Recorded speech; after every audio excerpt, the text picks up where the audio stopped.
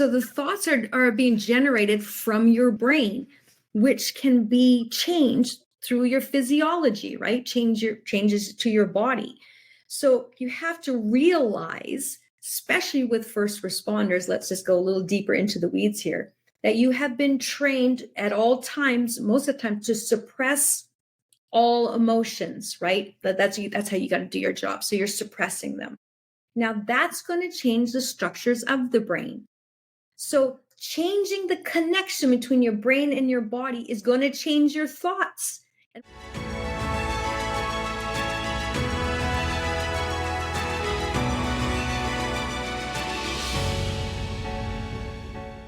is my pleasure to introduce to you a person who I've grown very fond of in the last few months, a person who I discovered on LinkedIn, speaking to fellow first responders, a person who has treated and walked the path that we're going to be speaking about. Her name is Dr. Pamela Seraphine. She is a neuroscientist.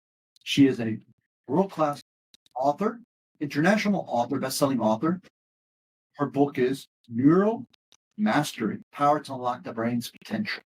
She is a percussionist, but she's also a trauma specialist. Welcome, doctor. How are you? Thank you so much, Robert. I'm happy to be here. I'm excited for our conversation. I recently saw a post that you provided or submitted to LinkedIn, and that was a question you posed. Why is it well-intended leaders find themselves succumbing, if you will, to unfavorable acts, becoming less than exceptional leadership, or let's put exceptional leaders? Yeah, so I specialize in the neuroscience of high stakes leadership. And so that article, I wrote that because, man, we have so much to cover here. Because what I was speaking about is, why do well-meaning leaders eventually lean towards, unintentionally, towards compromise? And the popular narrative, of course, is flawed character, right? We kind of attack the character. And reality is, it is the betrayal of neurobiology. Now, that can be a little confusing for people because we like to blame, but when you understand how the brain works with the body and what happens to the brain under chronic threat and pressure, it changes the wiring and the biochemistry of the brain and body, the bidirectional feedback loop, and that changes the personality, the beliefs, that identity of that person. And so it's complicated because, like I said, even the most well-meaning human beings, good people, I see them all the time, good people, high integrity, will start to slip because their brain has been wired to reward them for the compromise. And I know that's really hard to believe, but it's 100% true. And we have to get out of this, this idea. And I think it's because people want other people to pay for it, right? So I'm all for the consequences of corruption or compromise. We're not talking about not having a consequence. However, if you're going to talk about problem solving, especially strategic problem solving, you have to be dealing with reality. So the reality that is that it changes the function, the structure, the neurochemistry, the biochemistry. It changes everything. Doesn't matter who you are. Doesn't matter how high up the food chain you are. It's going to change you, and you will not be aware of it, because that's what the brain does. It will do everything it can to protect you from knowing that you're compromised. Let's digest what you just said, please. So, in the context of leadership or leading a productive life, we are impacted by our experiences, right? That then create feelings and emotions, right? Two separate factors here, or experiences. So, what you're saying is that in order to be successful, live productive life, we have to know how to understand what's happening inside of us, right?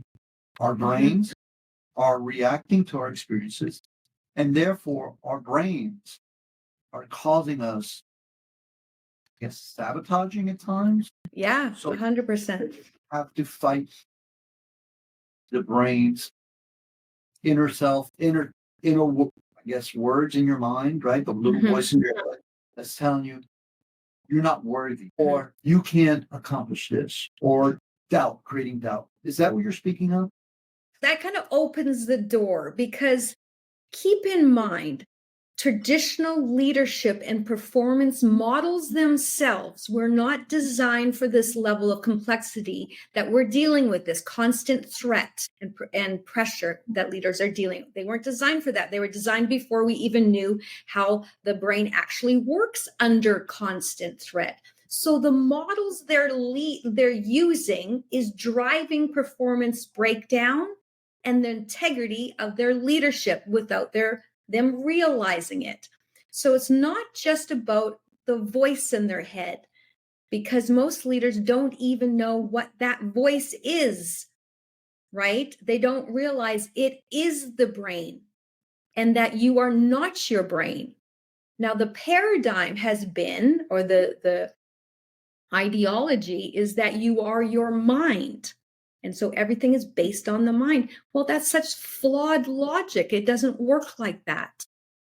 So there's a deeper discussion of the fact that you're not your mind and you're not your brain, right? So you're going to have to discern that. Otherwise, that voice in your head is really your brain arguing with your brain, right? So leaders or any high performer in that, and I'm speaking specifically to them because they have already mastered so many of the other skills. So we're not talking about mental toughness. We're not talking about resilience because they've already usually mastered those skills.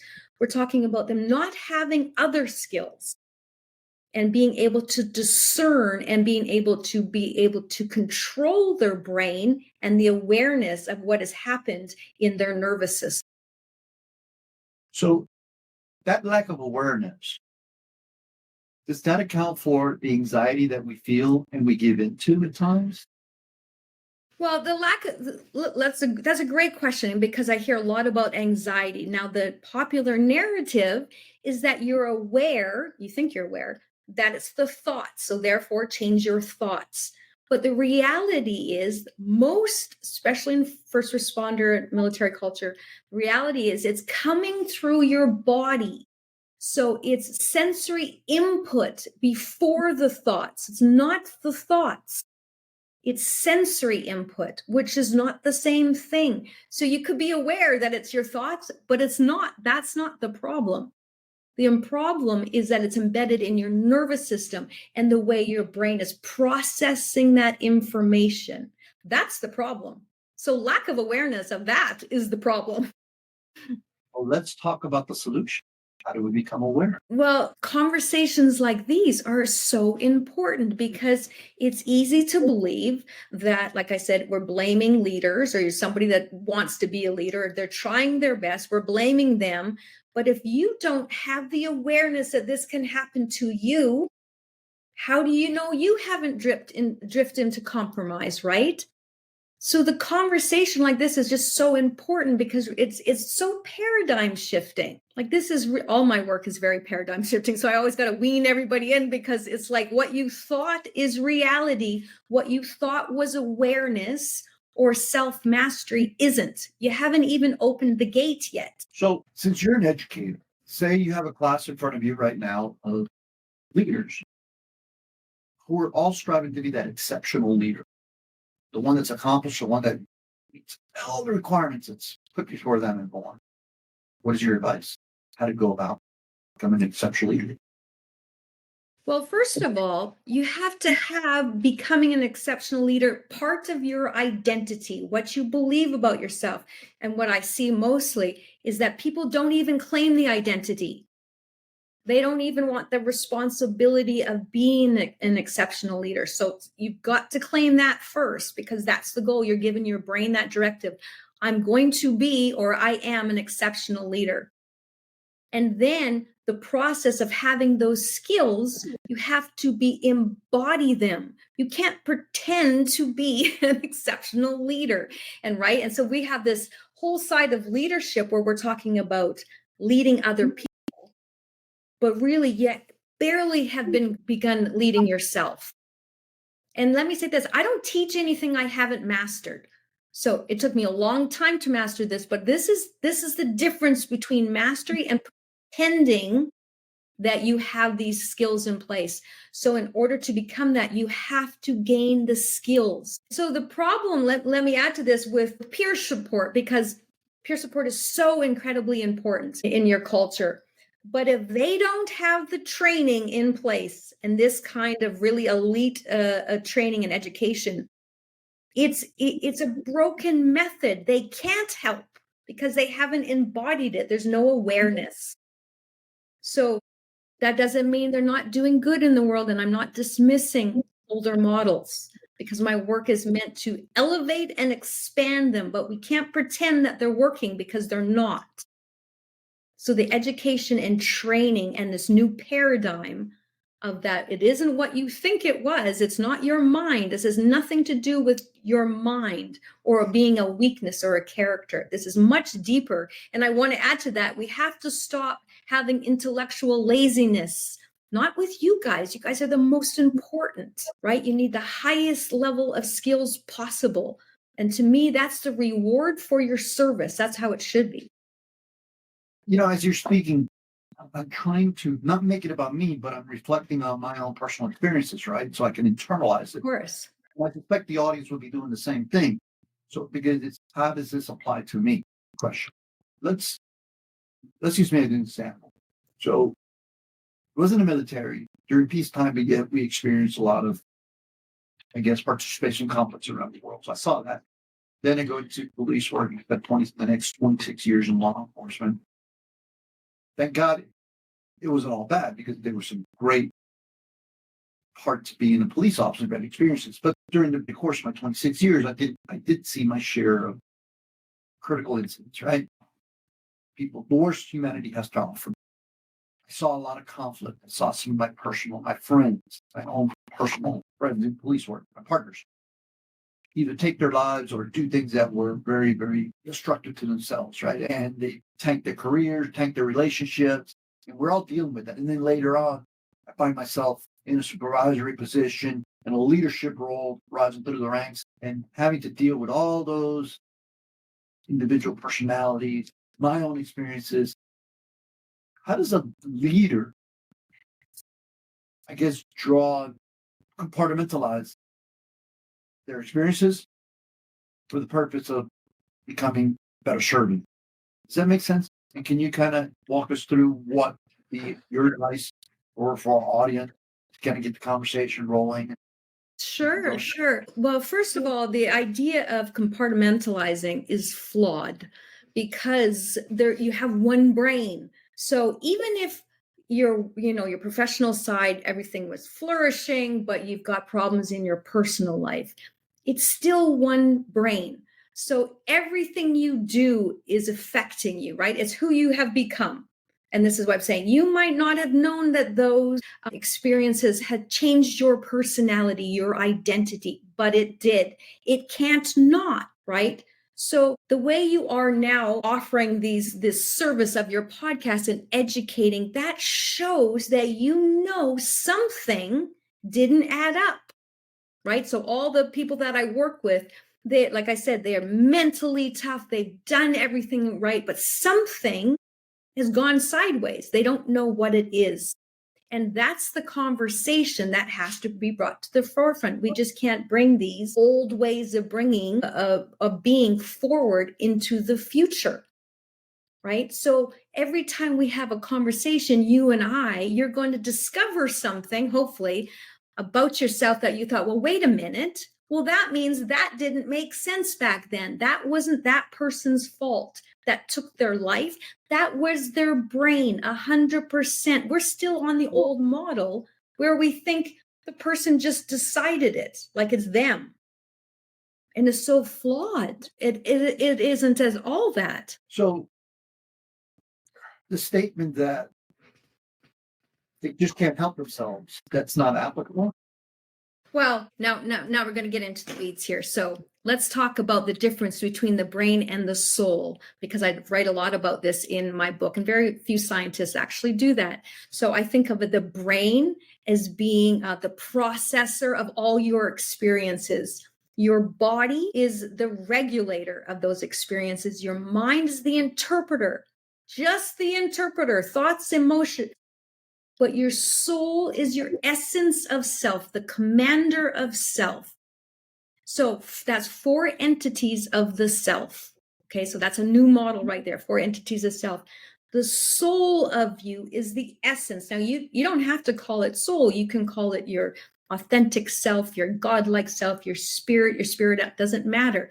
But it's a separate essence of self. So when we're talking about suicide or any kind of compromise, it doesn't even matter. There's a chance that your brain is running the show. If you're unaware how to strengthen the essence of self, your soul, your brain will hijack everything and it can completely destroy your life. And it absolutely can tell you to end your life because you think that voice is you, unless you understand that it's not. It's impossible to be you. It doesn't even make sense that that's, because we can see it, right? We can see how the brain's working. So the essence of self is so different. So it is that is the commander. And that's what you have to learn. You have to learn to use your mind to change your brain, to use your body to change your brain. But you don't let the brain be in charge because it will betray you at epic levels. And you won't even know. So how do we go about just that, not letting our brain, our experiences, our fears, everything that's not us influence our actions? Well, that's why I wrote the book, right? I tried to simplify it as much as I could in my book to open that door to okay, if you're not your brain, what's running the show? And how do we strengthen? And like I said, if you don't want to call it soul, don't call it soul. I know what it's like. Let me add this. I know it's like to have my soul feel like it's dying. I came very close to ending my own life. I know what it's like to be completely compromised. And I'm a good person, but I was very much a victim. I don't have the victim mentality, but you can be a victim. like we're not erasing that. So you have to have that awareness, that separation. That's the first step. That maybe the voice in my head is my brain. So that means where's the soul? And you usually can start to, I have a lot of protocols how to start to tune into that. But there's an energy linked to it, right? There's something you're drawn to. There's something that feeds your soul. A lot of times it doesn't make any sense to other people, right? It's very personal. And you have to strengthen that awareness to be able to separate the difference between your brain and your soul and that voice in your head. Because it can't be the mind. Because the mind is like I said, that is going to be thoughts. You can't be your thoughts. Like that you're doomed if you're your thoughts and the images. So that separation and that awareness, what I call conscious awareness, is absolutely step number 1. You got to get there first. So can you break down a little bit about your thoughts, right? I'm trying to help others understand. And I get the fact, listen, if you're really intrigued, as I was, buy the book, Neuro Mastery by Dr. Pamela Seraphine. On Amazon, you can find it on other online distributors, publishers. Yes. So can you help us understand about thoughts as you're in the context of what you're speaking or how you're describing them? Yeah. So the thoughts are being generated from your brain, which can be changed through your physiology, right? Changes to your body. So you have to realize, especially with first responders, let's just go a little deeper into the weeds here, that you have been trained at all times, most of the time, to suppress all emotions, right? That's how you got to do your job. So you're suppressing them. Now that's going to change the structures of the brain. So changing the connection between your brain and your body is going to change your thoughts. And what's happening is, most of the time, thoughts being you're not even experiencing them. So let's look at the difference between feelings and emotions, right? Emotions being the physiological changes. Your feelings are the interpretation of those changes. So that's a huge difference. So a lot of the time, especially with first responders, they're basically, when the time you come to see me, they're basically numb. They're not thinking anything like that, or they're not experiencing it through their body because they've disconnected. So this is why I'm saying you can't think that your thoughts are you. Like that, that's so flawed, right? Because it can change depending on just your physiology alone or sensory input. Now, for those of you that are watching this and are immediately drawing skepticism, I would caution you to go down that path and just say, halt right there. Open your mind to what the doctor's saying, possibility. And maybe you've been looking at your life, your actions, the actions of others in the wrong context. Yeah. Dr. Key, please, I'm intrigued. Yeah, it is so true. Like once you change the model, which is what I have done, a different model, a different language, you see yourself differently and you will see everybody else differently. Your interactions, your worldview changes because you're not looking at it as such a limited, like you are your mind, you are responsible for your own, actions, yada, yada. It's like everything you do can change the function and the structure and the connections of your brain. Now that leaves tremendous possibility. And I spoke to you about this before, is you haven't even stepped into what's possible for you because you're still using the old model. So once you have command of your brain and your body, knowing the difference, it's a whole new world. Like it's so different because the other one is just so limiting. You're going to be listening to what you think is logic. And here it's just so flawed. It's just absolutely flawed. So, can you give us a couple pointers on how we can go about letting go of the full practices that we're so creatures of habit? And Yeah. we do forever.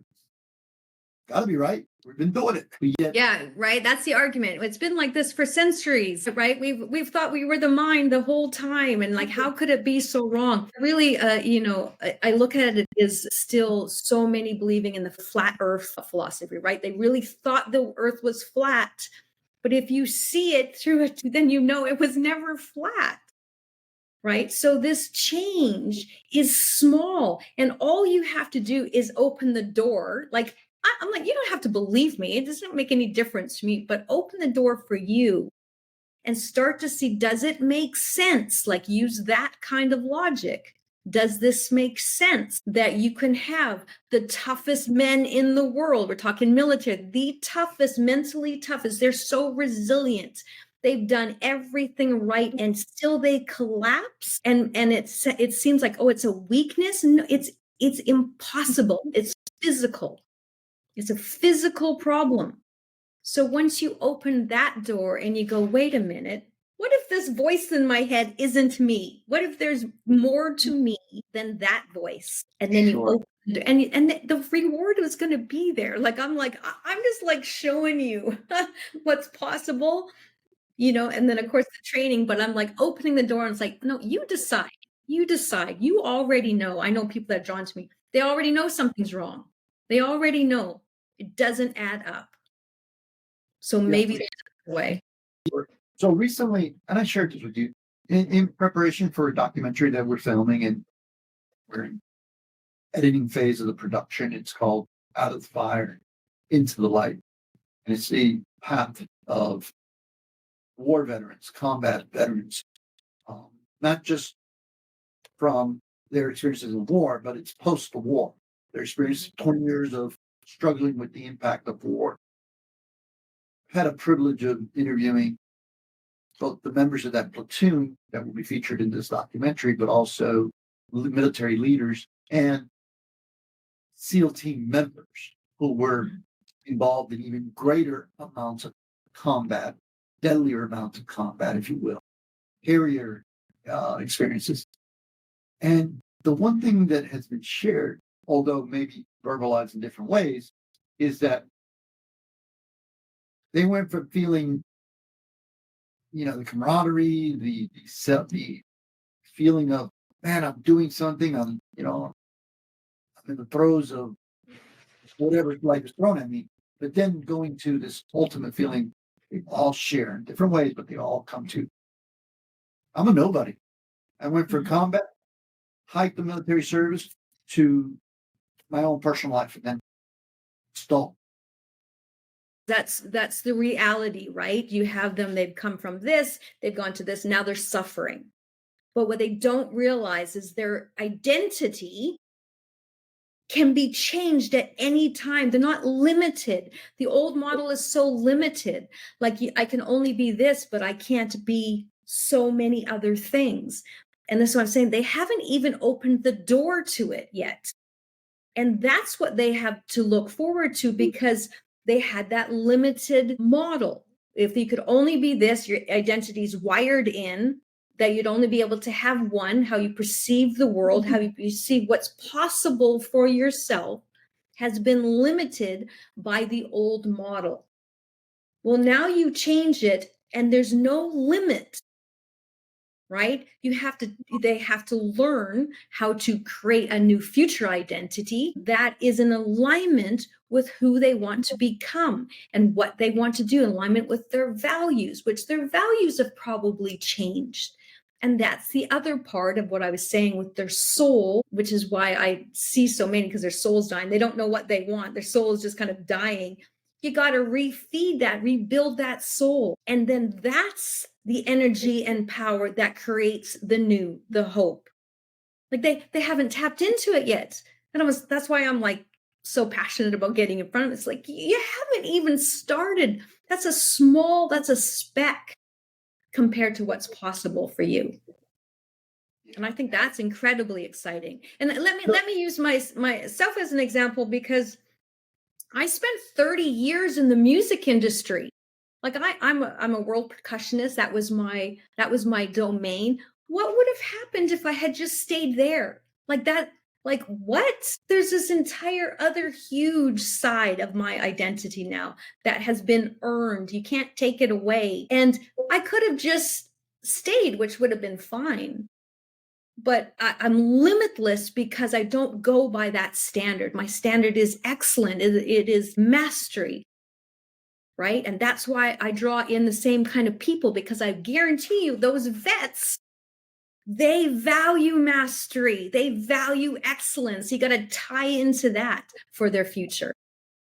100%. And as it relates to first responders, man, you just hit it on the head.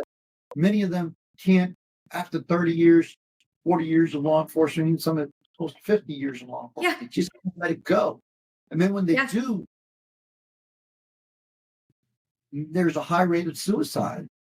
They can't let it go because they don't know how to, not because they don't want to. They have not had access to a new model.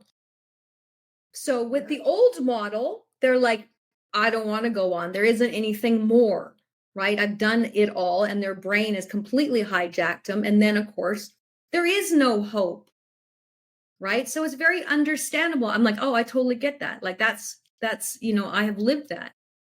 Until you use a different lens, and then you're like, well, wait a minute.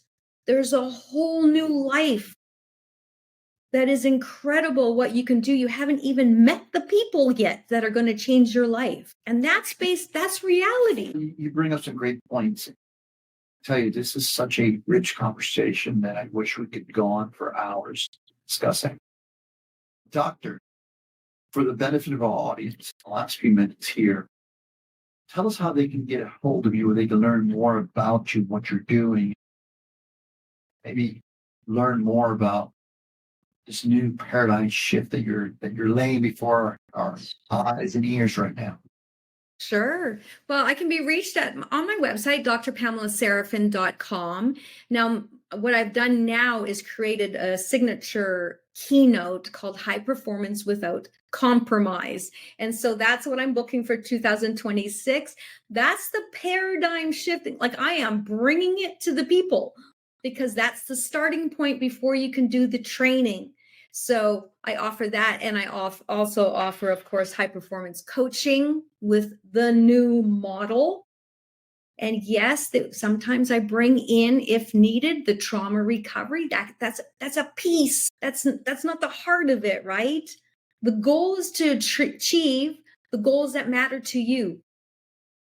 So that's always the goal with any of these models, is what matters to you, and it's very results driven. So I want to just highlight that because that's what it's about, each individual. Doctor, we've come to the last minutes here of our time that we have available to us. For those of you watching, we've been speaking with Dr. Pamela Seraphine, a neuroscientist, trauma specialist, a world-class international author, and a percussionist. Phenomenal combination. Thank Give you. it. Thank you to the Millers, Michael Grant Miller, Community News Team. Thank you to our producer behind the scenes, Alex Sukas, always there. We can't do this show without you. Thank you so much. To you, the audience, we look forward to seeing you, and we thank you for tuning in.